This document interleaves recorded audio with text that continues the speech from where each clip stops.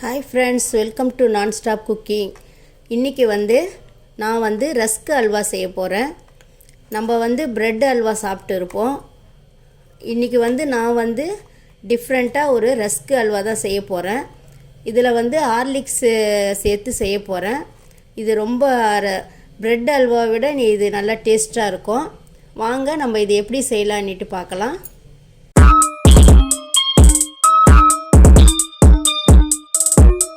இப்போ நம்ம ஒரு மிக்ஸி ஜார் ஒன்று எடுத்துக்கலாம்.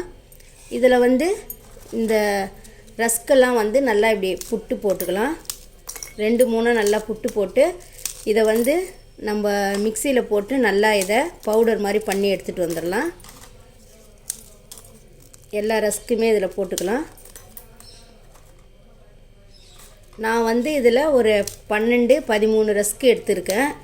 இது நம்ம தூள் பண்ண பிறகு தான் நம்ம இது கப்பில் போட்டு அளவு எடுத்து செய்யணும். இப்போ இதை நல்லா நம்ம தூள் பண்ணி எடுத்துகிட்டு வந்துடலாம். இந்த ரஸ்கெல்லாம்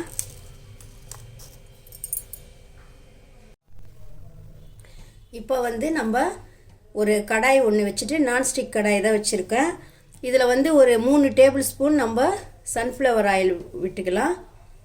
இதிலே ஒரு 10 முந்திரி போட்டு இதை நல்லா கொஞ்சம் லைட்டாக வறுபட்ட பிறகு இதிலே நான் ஒரு கப்பு இந்த ரஸ்க்கு மொத்தம் 12 ரஸ்க்கு எடுத்திருக்கேன்.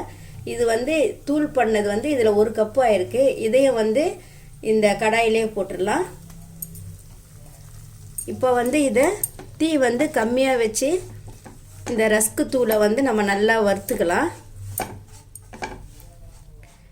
பாருங்கள், இந்த மாதிரி வறுத்துக்கணும்.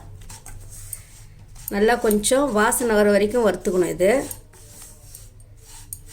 இந்த முந்திரி, இந்த ரஸ்க்கு தூள், இது ரெண்டும் நல்லா கலந்து இதை போல் நல்லா கொஞ்சம் வறுத்துக்கலாம். இதை இப்போ இந்த முந்திரியும் இந்த ரஸ்க்கு தூளும் நல்லா வறுபட்டுச்சு. பாருங்கள், நம்ம ஃபுல்லாகவே நெய் ஊற்றணும்னா இறுகிடும் அப்படியே இது ரஸ்க்கு அல்வா. அதனால் ஃபஸ்ட்டு நம்ம கொஞ்சமாக ஆயில் விட்டு தான் இதை வறுத்துக்கணும். அதுக்கப்புறம் தான் நம்ம நெய் விட்டு கிளறணும். இப்போ இது நல்லா வறுபட்டுச்சு. இதை எடுத்து நம்ம கொட்டிக்கலாம். இப்போ நம்ம இந்த கப்பில் தான் இந்த ரஸ்க்கு பொடி எடுத்தோம். இதே கப்பில் 2 கப்பு நம்ம தண்ணி விட்டுக்கலாம்.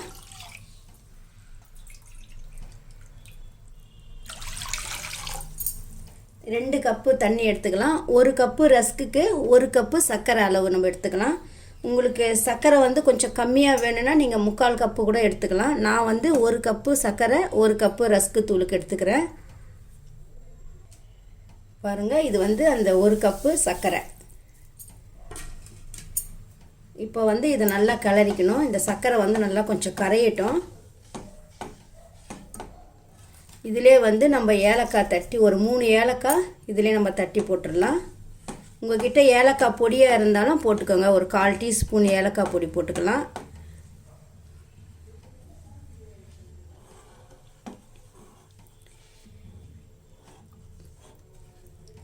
இப்போ இந்த சர்க்கரை நல்லா கொஞ்சம் கரைஞ்ச பிறகு நம்ம இந்த ரஸ்க்கு தூள் போடலாம்.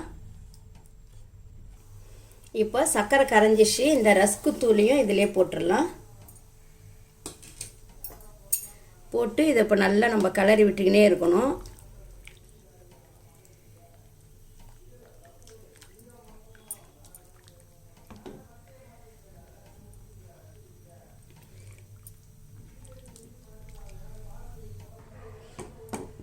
இப்போ நல்லா கொஞ்சம் கெட்டியாகி வந்துன்னு இருக்குது. இதே போல் நம்ம கிளறி விட்டுக்கிட்டே இருக்கணும்.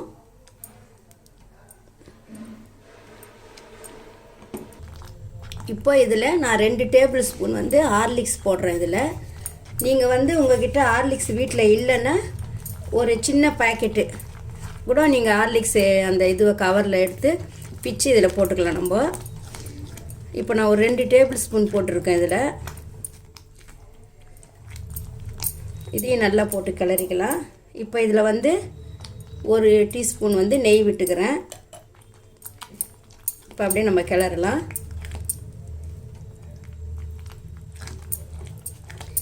நல்லா கிளறிட்டே இருக்கணும்.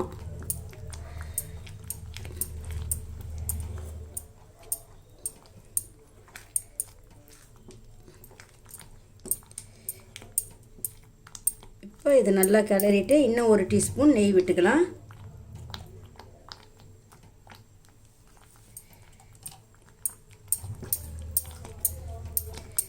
இப்போ இது நல்லா நம்ம கிளறி விட்டுட்டே இருக்கணும். கிளறது விட்டுட்டுனா அப்படியே கட்டி ஆகிடும். இது நல்லா பாருங்கள், இது போல் நல்லா கிளறிக்கிட்டே இருக்கணும்.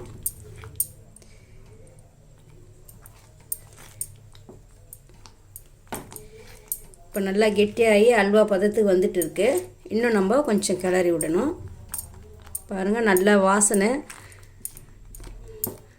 நல்லா கிளறி விட விட அப்படியே நல்லா வாசனை வருது பாருங்கள், அல்வா வாசனை.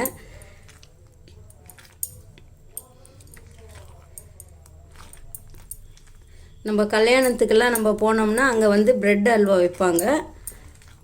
இது வந்து இந்த ரஸ்கில் செய்கிறது வந்து இன்னும் அந்த ப்ரெட் அல்வா விட நல்லா இது டேஸ்ட்டாக இருக்கும்.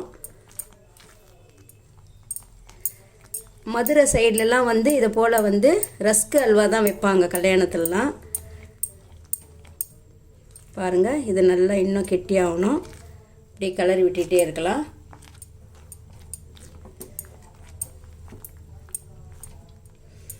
இப்போ இதுக்கு இன்னும் 1 டீஸ்பூன் நெய் விட்டுக்கலாம். இதோட 3 டீஸ்பூன் நெய் விட்டுருக்கேன் நான்.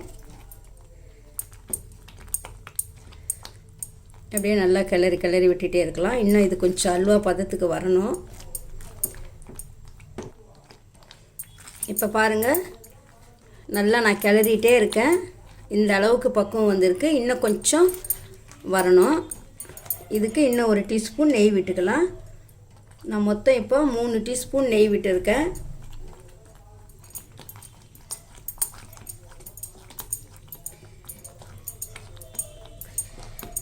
நல்லா இதை போல் கிளறிட்டே இருக்கணும். இன்னும் கொஞ்சம் இதே மாதிரி கிளறிட்டே இருக்கணும். நம்ம நல்லா பாருங்கள், அல்வா பதத்துக்கு வந்துட்டு இருக்கு.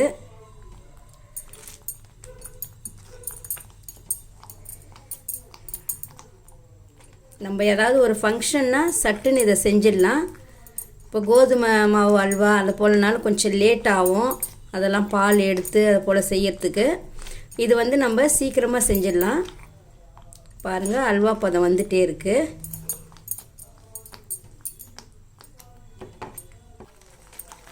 இப்போ வந்து கடைசியாக நம்ம 1 டீஸ்பூன் நெய் விட்டுக்கலாம்.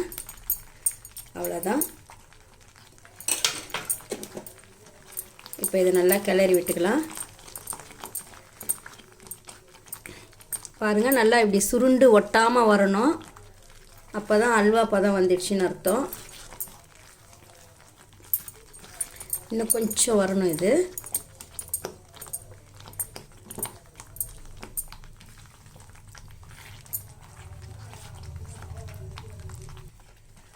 அவ்வளோதான். இப்போ பாருங்கள், இந்த அல்வா பதம் நல்லா வந்துடுச்சு. இது போல் தான் ஒட்டாமல் வரணும் அப்படியே. இப்போ வந்து இந்த அல்வா பதம் வந்துடுச்சு. நம்ம ஸ்டவ் ஆஃப் பண்ணிடலாம். இதை வந்து நம்ம ஒரு பவுலில் எடுத்து வச்சிடலாம்.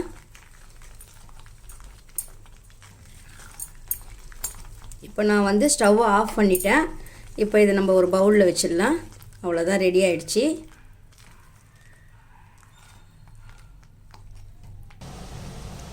இப்போ பாருங்கள், இந்த அல்வா நல்லா கமகமன்ட்டு வாசனையோடு ரெடி ஆயிடுச்சு. இப்போ பாருங்கள், நம்ம ஊற்றின நெய்யெல்லாம் நல்லா வெளியில் வந்திருக்கு பாருங்கள். இப்போ இந்த ரஸ்க் அல்வா வந்து நல்லா சூப்பராக ரெடி ஆயிடுச்சு. இதை வந்து நம்ம நல்லா குழந்தைங்க பெரியவங்க எல்லாமே சாப்பிட்லாம். நல்லா டேஸ்ட்டாக இருக்கும். இதே போல் ரஸ்க் அல்வா நீங்களும் செஞ்சு பாருங்கள். செஞ்சு பார்த்துட்டு எப்படி இருக்குன்ட்டு கமெண்ட்ஸில் சொல்லுங்கள். இந்த வீடியோ உங்களுக்கு பிடிச்சிருந்தா லைக் பண்ணுங்க, ஷேர் பண்ணுங்க, கமெண்ட் பண்ணுங்க, சப்ஸ்கிரைப் பண்ணுங்க.